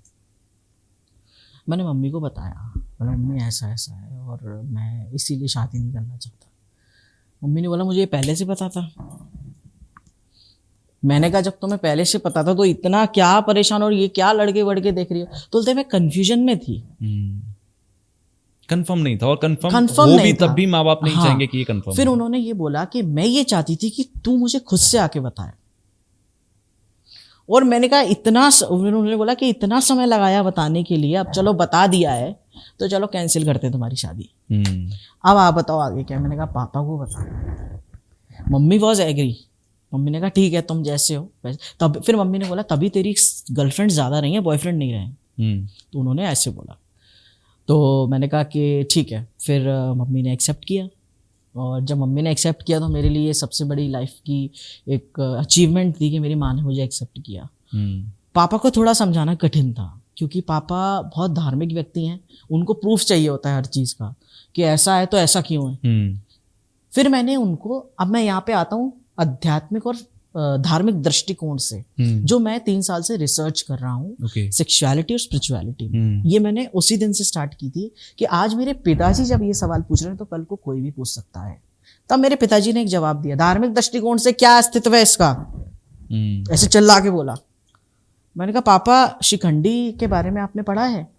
पापा की बत्ती जल गई, कहाँ जा रहा बच्चा, ये बच्चा कहाँ चला गया। मैंने तो पापा ने बोला हाँ बिल्कुल पढ़ा है। मैंने कहा पापा शिखंडी जब पैदा हुई तो लड़की थी, अंबा का सेकंड बर्थ थी और वो जब पैदा हुई तो आकाशवाणी हुई, उसके पिता से ये कहा गया कि इसका लालन पोषण बिल्कुल लड़के की तरह होना चाहिए। और लड़के की तरह, वो लड़का ही समझती थी अपने आप को, उसको पता ही नहीं है कि मैं लड़की हूं, लेकिन वो शरीर से लड़की थी। जब वो बड़ी हुई तो लड़के की तरह ही है, उसकी शादी भी लड़की से ही कराई गई। लेकिन रात के समय जब उसकी फर्स्ट नाइट थी, जितना मेरा अध्ययन जितना मैंने अध्ययन किया है, तब उसकी पत्नी को पता चल गया कि ये तो स्त्री है, और उसको बेइज्जत करके बाहर निकाल दिया घर से, शिखंडी को। शिखंडी वहां से विलाप करती हुई गई, यक्ष मिले उसे, यक्ष ने उसे वरदान दिया, उसका सेक्स चेंज, आप तो सेक्स चेंज कहते हैं, उसको एक पुरुष तत्व दे दिया, उसको जेनिटल दे दिया, उसको पूरा पुरुष का रूप दिया। और उस दिन से शिखंडी अपनी पत्नी और अपने बच्चों के साथ आजीवन अच्छे से रही, जिसको हम ट्रांस मैन कहते हैं, woman body with a male soul. ये मैंने अपने पिताजी को समझाया, तब उनको लगा बात में दम है। तब मैंने कहा पापा वो शिखंडी था, एक मैं शिखंडी हूं, कुछ अंतर नहीं है। वो बात अलग है कि वो भीष्मपितामह की मौत का कारण बना था, मैं किसी की मौत का कारण नहीं बनूंगा, मैं सबका भलाई करने आया हूँ। और मेरे सेक्स चेंज करने से किसी के घर में कोई रोटी नहीं बन रही है, या रोटी बंद नहीं हो रही है, या सैलरी नहीं आ रही है, सैलरी। तो बोलते ठीक है, तुम शिखंडी का तुमने एग्जाम्पल दिया, मुझे बहुत अच्छा लगा।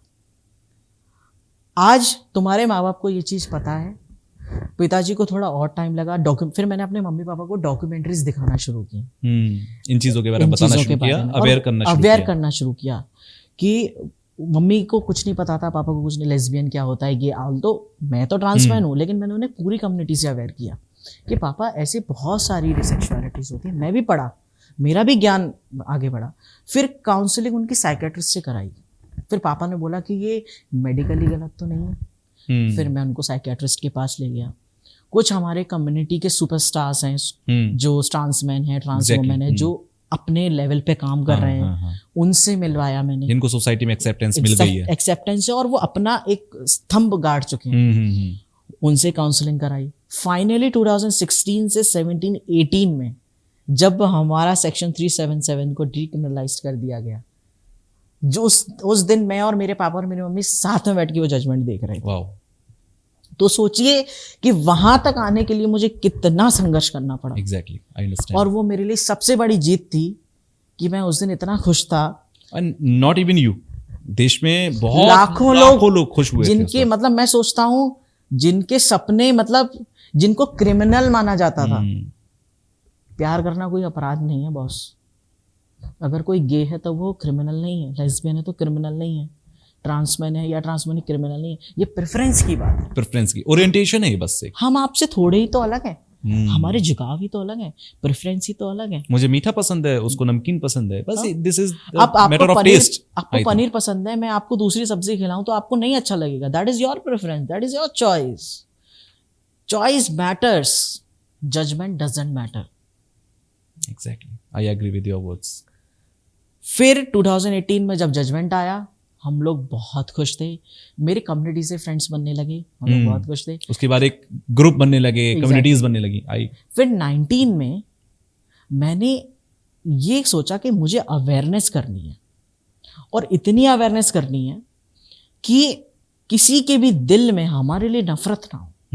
चाहे वो गे हो, लेस्बियन हो, चाहे इंटरसेक्स हो, ट्रांसजेंडर हो, बायसेक्सुअल हो, एसेक्सुअल हो, उसके लिए कोई भी नफरत नहीं होनी चाहिए।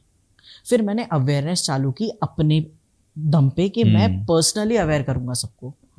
तो मैं खुद से सेशन लेना स्टार्ट किया, लोगों से मिलता था। तब मेरी सर्जरी नहीं हुई थी, मैं एज एन फीमेल ही था, बट मेरा प्रोनाउंस था ही हिम। अच्छा, हमारे प्रोनाउंस होते हैं, जैसे लेस्बियन है तो शी हर है, और ट्रांसमैन है तो ही हिम है, गे है तो ही हिम है, या कोई शी मेल है तो ही शी दे है। ऐसे हमारे प्रोनाउंस होते हैं, जो कि हेटेरोसेक्सुअल्स में भी प्रोनाउंस होते हैं, और होमोसेक्सुअल्स यानी कि क्वेयर कम्युनिटी में भी प्रोनाउंस होते हैं। तो मेरे नाम के आगे ओशिंजा ही हिम लगा दिया मैंने, जिससे कि जो लोग हैं उनको दिक्कत ना हो, जो मुझे सपोर्ट करते हैं एटलीस्ट वो तो मुझे एज अ मेल ट्रीट करें।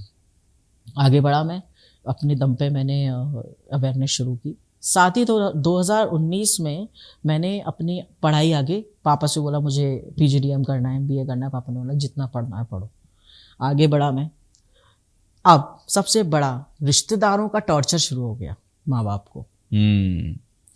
अरे ये तुमने क्या कर दिया, तुमने उसका साथ दे दिया, तुमको तो शादी करानी नहीं चाहिए थी, 4 बच्चे होते अपने आप अकल ठिकाने आ जाती। बच्चों को भी कहते हैं, फिर माँ बाप को भी कोसते हैं। अब मैं आज की डेट में मैं ये सोचता हूँ कि वो रिश्तेदार कहाँ गए। अब मैं यहाँ पे एक ट्रिगर्ड वार्निंग दे रहा हूँ। करेक्टिव रेप एक ये टर्म है जो ट्रांसमेंस के साथ की जाती है। ग्वालियर में एक केस है, जब हम अवेयरनेस कर रहे थे तो एक ट्रांसमैन है, मतलब वो एज एन फीमेल ही थी, उसको वो ट्रांसमैन है, मतलब women body with a male soul just like me. जब उसके माँ बाप को पता चला कि ये लड़कियों में इंटरेस्टेड है तो उन्होंने अपनी लड़की का करेक्टिव रेप कराया।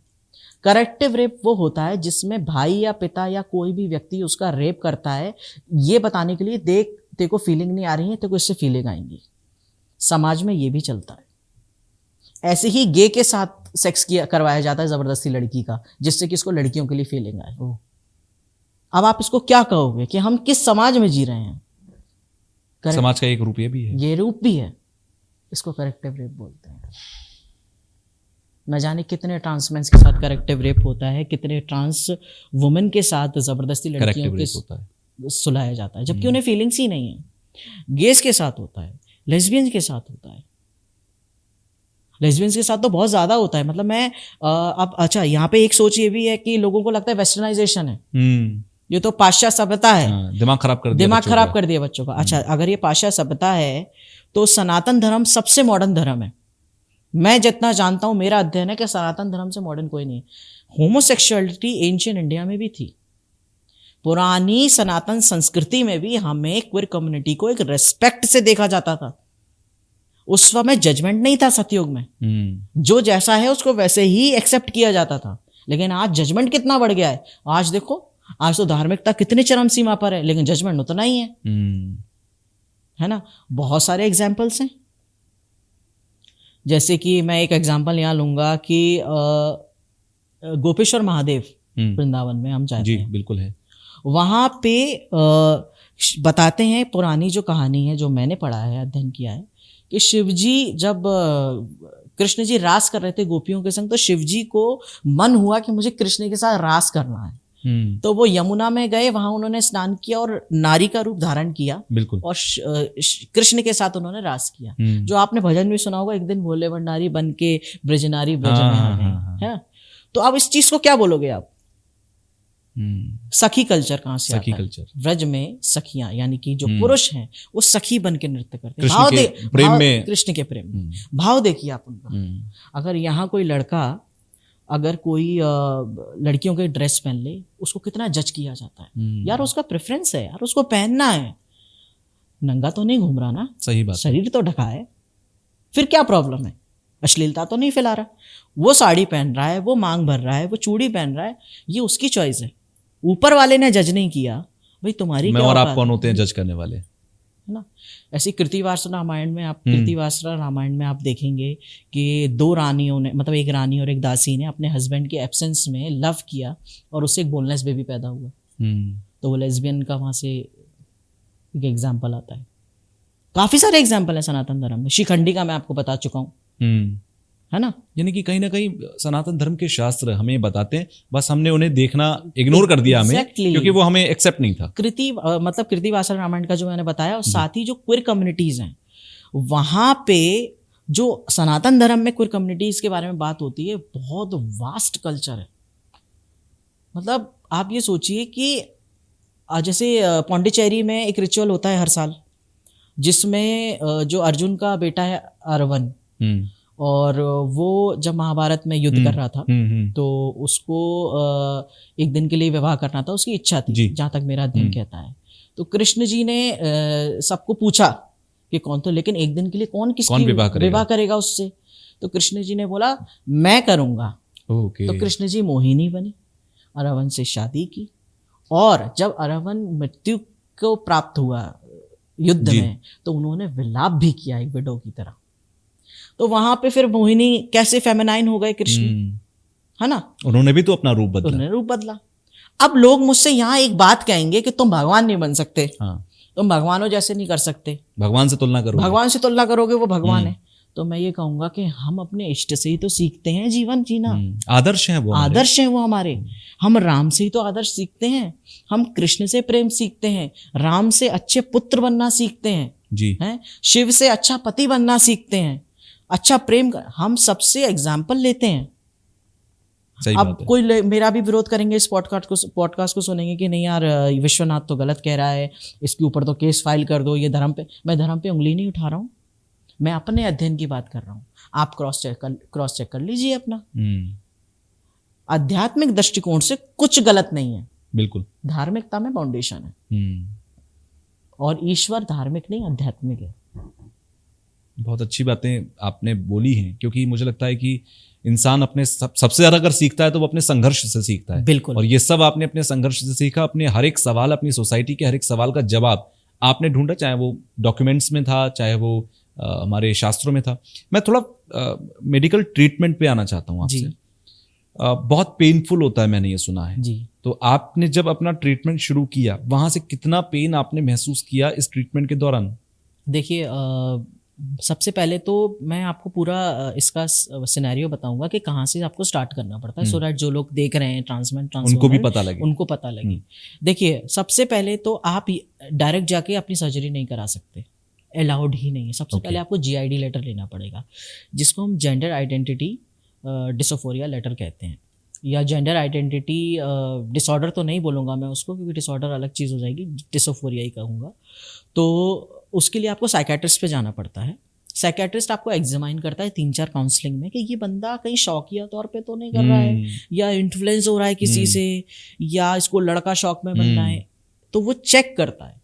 जब तक वो इस चीज़ पे कंफर्म नहीं हो जाएगा कि नहीं ये बंदा अंदर से भी मर्द है, अंदर से भी औरत है, तब तक वो आपको GID लेटर नहीं देगा।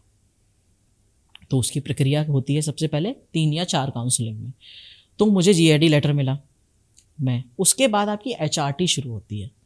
HRT मतलब हार्मोनल रिप्लेसमेंट थेरेपी, जिसमें आपकी बॉडी में, अगर जैसे मैं मेल हूँ, मतलब मुझे मेल बनना है, मैं ट्रांसमैन हूँ, और मेरी फीमेल बॉडी, तो मुझे टेस्टोस्टेरोन दिया जाएंगे। Okay, which is male hormone, which is a male hormone. अब वो इंजेक्शन में दिए जाते हैं, वो आपकी बॉडी के हिसाब से डोज डिसाइडेड होगी। उसके पहले आपके सारे मेडिकल चेकअप्स होंगे कि आपको कोई प्रॉब्लम तो नहीं। फॉर एग्जांपल, मुझे BP है, मुझे थायराइड है, तो उस हिसाब से मेरी डोज डिसाइड की गई थी कि इसको इतनी देनी है।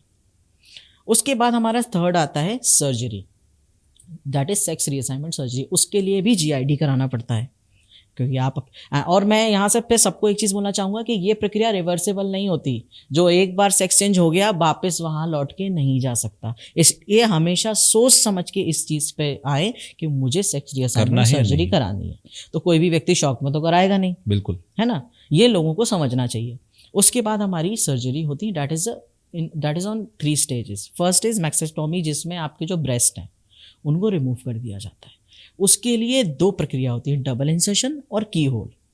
That is depend on the breast size. अगर साइज ज़्यादा है तो डबल इंसर्शन, साइज कम है तो की होल। अब देखिए, इस चीज़ में ये होता है कि टॉप सर्जरी सबसे ज़रूरी है, क्योंकि वो अपीयरेंस है, वो दिख रहा है ना।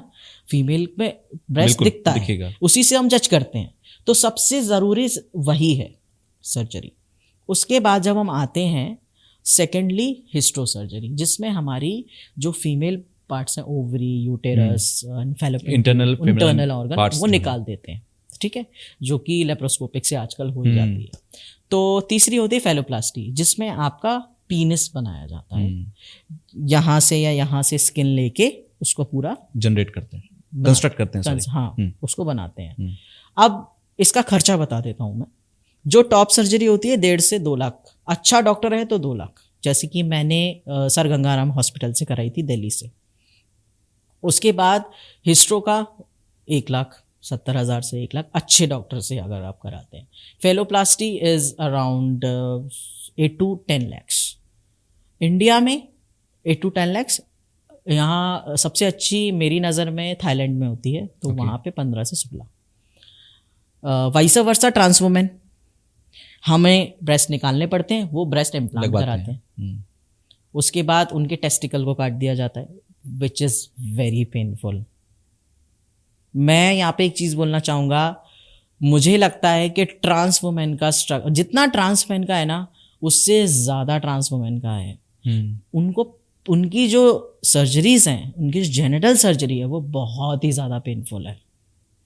मैं जितनी ट्रांसमैन से मिला हूँ जो सर्जरी करा चुकी हैं, मैं उनसे सुना हूँ जब उनने अपने जेनिटल हटवाए थे, आप विश्वास नहीं मानेंगे तुषार जी, दोनों पैरों को ऐसे करके चलना पड़ता है 40 दिन तक, और पेशाब करना भी मुश्किल हो जाता है।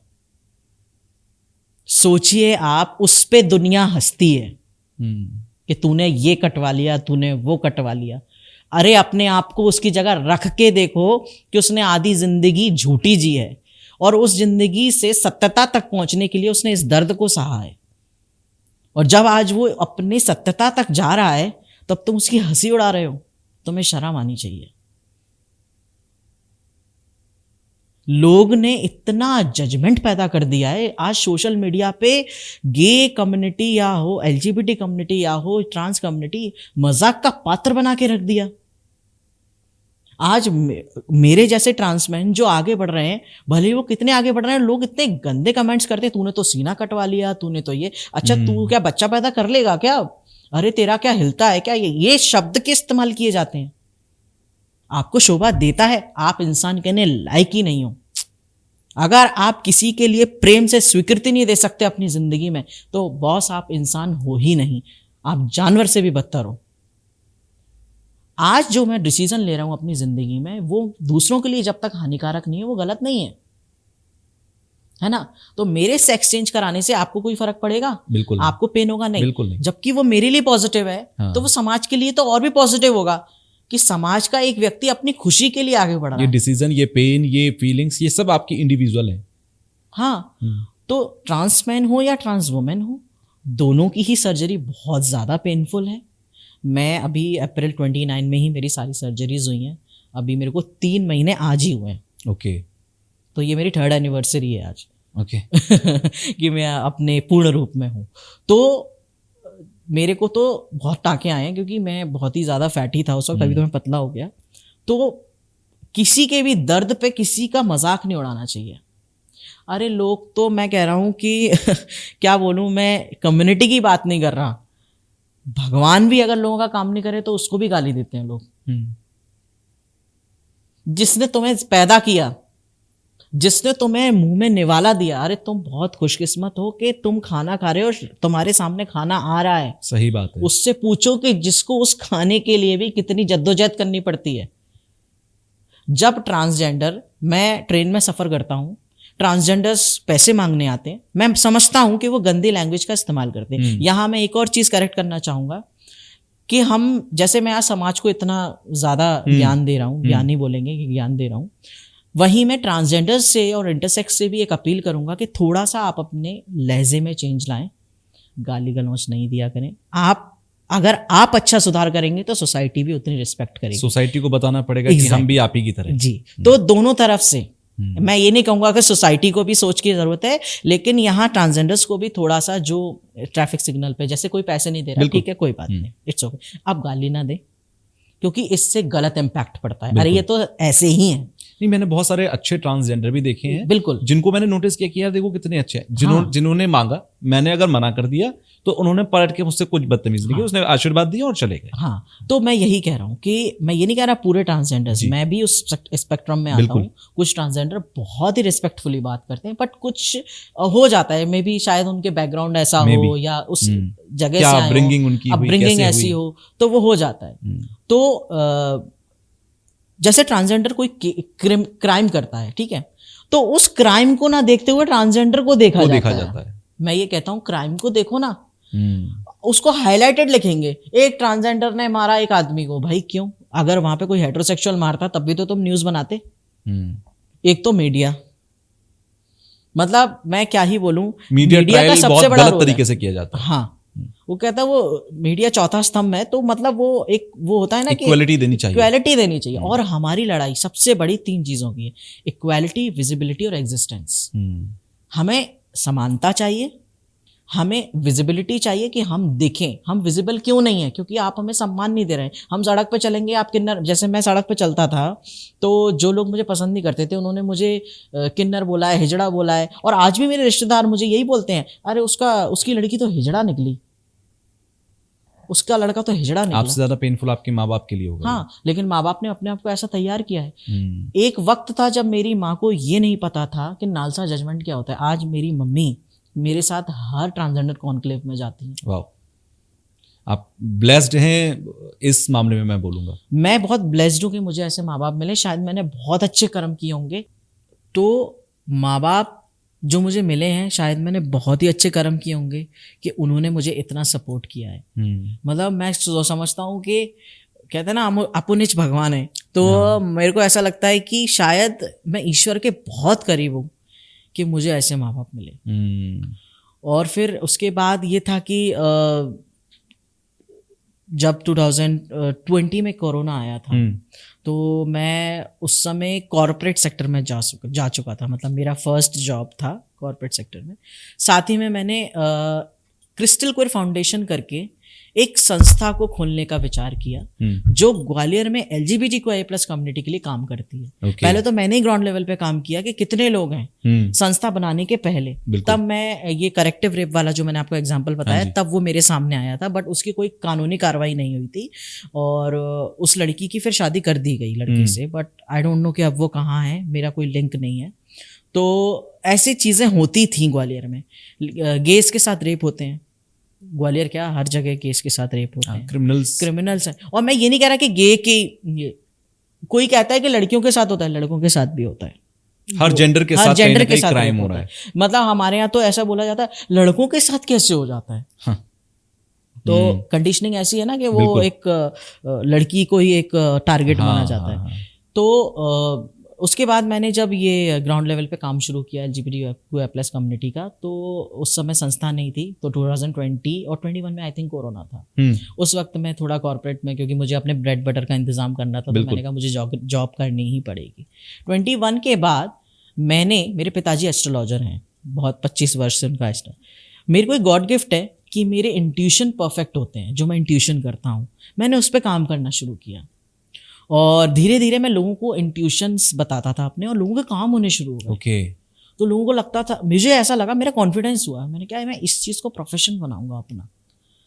और मुझे लगता है कि ये उस समय मेरे 60% इंट्यूशंस करेक्ट होते थे, आज मैं 95 तक पहुंच गया हूँ। बिल्कुल। मैंने प्रैक्टिस करना शुरू की। 22 में मैंने क्रिस्टल क्वेयर फाउंडेशन शुरू किया ग्वालियर में, और अभी वो काम कर रहा है। उसमें 4 सदस्य हैं और हम लोग चारों मिलके काम करते हैं। और ग्वालियर में बिल्कुल अवेयरनेस नहीं थी कम्युनिटी के लिए, हम एक अवेयरनेस तक लेके आए ग्वालियर को, जहाँ पे अब हेटेरोसेक्सुअल और स्ट्रेट लोग या बिजनेस पार्टनर्स हैं हमारे, जो हमारे साथ इवेंट्स करते हैं, पैनल डिस्कशंस होते हैं, बाहर से कम्युनिटी के हीरोज को बुलाते हैं। यानी कि आप एक अवेयरनेस कैंपेन को आगे बढ़ा रहे हैं, जिससे कि लोग अवेयर हों, आपके स्ट्रगल को समझें और उसके हिसाब से चलें। लास्ट में मैं थोड़ा सा एक समझना चाहूंगा आपसे, आपने मुझे शुरुआत में ऑफ द कैमरा बताया था कि बहुत जल्द आप शादी करने वाले हैं, आपके एक फियांसे हैं। ये जर्नी कहाँ से और कैसे शुरू हुई?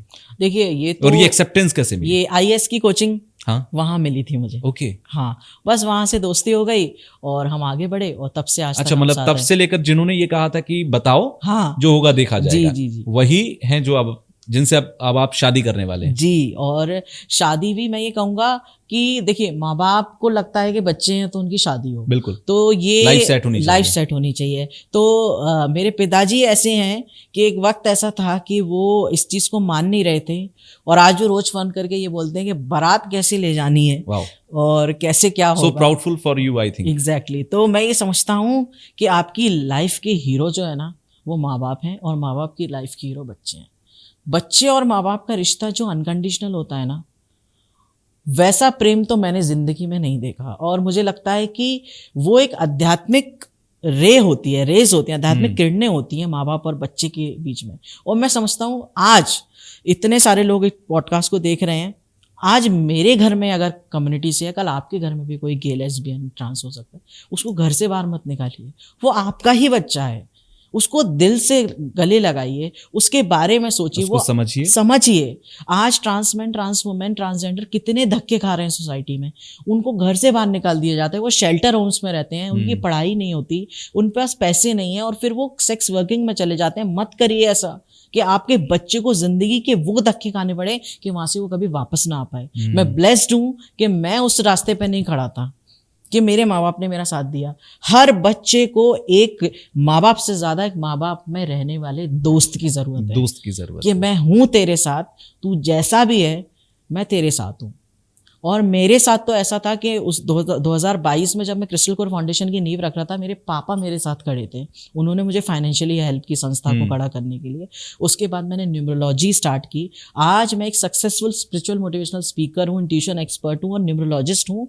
और मैं ये भी बताना चाहूँगा कि क्विर कम्युनिटी के जितने भी ऑर्गेनाइजेशंस होते हैं जो LGBTQI+ कम्युनिटी के लिए काम करते हैं, मैं वहाँ पे जाके ट्रांस कम्युनिटी और LGBT कम्युनिटी को फ्री में गाइडेंस देता हूँ न्यूमरोलॉजी की, जिससे वो अपनी लाइफ में करियर में अच्छा कर पाए, क्योंकि उनको कोई कंसीडर नहीं करता। So this is the journey of Oshin to Vishwanath. बहुत अच्छी आपकी, मतलब बहुत ही एंकरेजिंग, बहुत ही पॉजिटिव, मोटिवेशनल एक आपकी पूरी जर्नी रही। बहुत सारे पॉडकास्ट के अंदर मैं बहुत बोलता हूँ, बहुत सवाल करता हूँ। आपके पॉडकास्ट में मैंने बहुत कम आपसे पूछा, बहुत कम मैं बोल पाया, क्योंकि मेरे पास शब्द नहीं। शब्दों की एक सीमा होती है, एक लिमिट होती है जहां तक आप बोल सकते हो, लेकिन कुछ चीजें, कुछ फीलिंग्स ऐसी होती हैं जिन्हें आप बोल ही नहीं पाते, आप सिर्फ महसूस कर पाते हो। आपकी जर्नी को सुनने के बाद बहुत एक मेरा पॉइंट ऑफ व्यू जो है वो बहुत वास्ट हुआ, वो बहुत बढ़ता चला गया। और आई होप मैं या अब तक जिन्होंने ये पॉडकास्ट यहाँ तक सुना है, जो मेरी बात को सुन रहे हैं, उनका भी जो पॉइंट ऑफ व्यू होगा बहुत अलग हो चुका होगा आपको सुनने के बाद। थैंक्स कि आप आए स्टूडियो में, थैंक्स कि आपने डिजिटल जॉकी के माइक पर ये सारी चीज़ें कहीं और लोगों को अवेयर किया, इंकरेज किया, जो ट्रांसमैन या जो LGBTQA+ जो भी है, जितनी भी उनकी आइडेंटिटी है, अगर हैं और वो छिपे बैठे हैं, तो शायद आज उनको एक वॉइस मिली है कि ठीक है, मैं भी बोल सकता हूँ, मुझे भी बोलना चाहिए। बिल्कुल। Thank you for this. आप आए, लास्ट में आप कुछ कहना चाहें तो please। बस मैं ये एक लाइन कह के समाप्ति पे जाऊंगा कि सबसे बड़ी चीज़ तो जितने भी लोग हमें देख रहे हैं, अगर वो बिजनेस प्लेटफॉर्म्स हैं या वो जिनके कॉर्पोरेट ऑफिसेज हैं जो प्राइड सपोर्ट करते हैं, सारी MNCs प्राइड सपोर्ट करती हैं, मैं बस आपसे रिक्वेस्ट करूंगा कि सबसे पहले तो छोटी सी कदम से स्टार्ट करिए उनको सपोर्ट करना। जैसे कि अगर आपका ऑफिस है तो उसमें जेंडर न्यूट्रल वॉशरूम होने चाहिए, ट्रांसजेंडर्स के लिए ऑल जेंडर वॉशरूम्स होने चाहिए। हमारे जो सुलभ शौचालय हैं गवर्नमेंट बॉडीज़ में, उनमें हमारे लिए भी शौचालय होना चाहिए। और काफ़ी जगह हैं जैसे कि बहुत सारे, जैसे जयपुर में अभी बना हुआ है जेंडर न्यूट्रल वॉशरूम काफ़ी शौचालय में। हम छोटी छोटी चीज़ों से उन्हें सपोर्ट करना शुरू कर सकते हैं, हम अवेयरनेस फैला सकते हैं। दूसरी चीज़, अगर आपके घर में कोई ऐसा व्यक्ति है तो प्लीज़ उसे डिस्क्रिमिनेट ना करें, क्योंकि ऑलरेडी हम लोग बहुत स्टिग्मा डिस्क्रिमिनेशन सहते हैं अपनी लाइफ में। मैं आपसे यही अपील करूंगा कि वो लोग गलत नहीं हैं, वो लोग बिल्कुल भी ऐसे नहीं है कि वो किसी के साथ बुरा कर रहे हैं। सबसे बड़ी चीज़, हमें इस चीज़ से मतलब नहीं होना चाहिए कि कौन किसकी बेडरूम स्टोरी है, कौन बेडरूम में क्या कर रहा है, वो उसका पर्सनल मैटर है और सेक्सुअलिटी उसका निजी मामला है, तो उसे बिल्कुल जजमेंट ना दें। और जहाँ एक रास्ता सकारात्मक दृष्टिकोण से तय किया जाए, वो ना तो स्वयं के लिए गलत होता है ना सामने वाले के लिए गलत होता है। तो हर ट्रांसजेंडर है, मैं ट्रांसजेंडर LGBT कम्युनिटी नहीं, मैं सर्व विश्व की बात करूँगा कि स्वीकृति हर उस चीज़ की दीजिए जिसमें सामने वाले की खुशी है। बिल्कुल, वो अपराध नहीं है। अगर वो अपराध है तो बिल्कुल ना दें, लेकिन ये अपराध नहीं है। हम भी प्राकृतिक हैं, हम भी नेचुरल, हमें भी कुदरत ने बनाया है, हम भी एक नेचुरल प्रोसेस से नेचुरल प्रोसेस है। आप सोचिए कि एक इमोशनल किसको फीलिंग आ रही है, फीलिंग का कोई वो नहीं है कि स्तर नहीं है, फीलिंग तो फीलिंग है। तो आध्यात्मिक हूँ मैं और आध्यात्मिक दृष्टिकोण से ही बात कर रहा हूँ कि किसी को जजमेंट ना दें। और यही मैं अपनी बात को समाप्त करूंगा और इतनी सी बात बोलूँगा कि आज मैं यहाँ बैठा हूँ, आपका भाई हूँ। जो जिस रिश्ते से आप मुझे देखेंगे, दोस्त के रिश्ते से, मैं जैसे लोगों की हेल्प कर रहा हूँ। अगर आपके पास कोई ऐसा है जो ट्रॉमेटाइज है, जो कुछ बोल नहीं पा रहा है, शायद वो इस परेशानी से गुजर रहा हो जो मैं गुजर रहा था, मेरे दोस्त मुझे समझ नहीं पाए, बट आप प्लीज़ किसी ऐसे को, फिर से कोई ऐसा विश्वनाथ या ओशिन ना हो जिसको 3 बार सुसाइड अटेम्प्ट करना पड़े, क्योंकि मैं तो बच गया, शायद वो ना बच पाए। बिल्कुल। थैंक यू आप आए और आपने बहुत अच्छी बातें की। धन्यवाद।